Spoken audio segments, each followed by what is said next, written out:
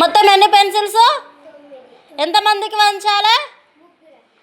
ముగ్గురికి పంచాలి. ఎన్నెన్ని వస్తాయి చూద్దామా? పంచు.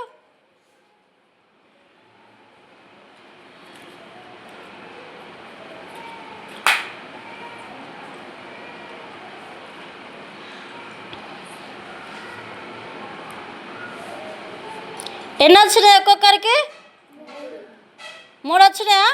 ఎన్ని వచ్చినాయి నీకు హరీష్? చూపెట్టు, కౌంట్ చేయి. సిద్ధు నీకు ఎన్ని వచ్చినాయి?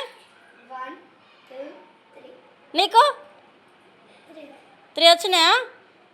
మరి ఈక్వల్ వచ్చినాయి అందరికీ? ఈక్వల్ ఉన్నాయా? ఈక్వల్ వచ్చినాయా? అంటే 9 పెన్సిళ్ళను ముగ్గురికి పంచితే ఎన్ని వచ్చినాయి? ఒక్కొక్కరికి ఎన్ని వచ్చినాయి? మరి ముగ్గురికి సమానంగా వచ్చినాయా?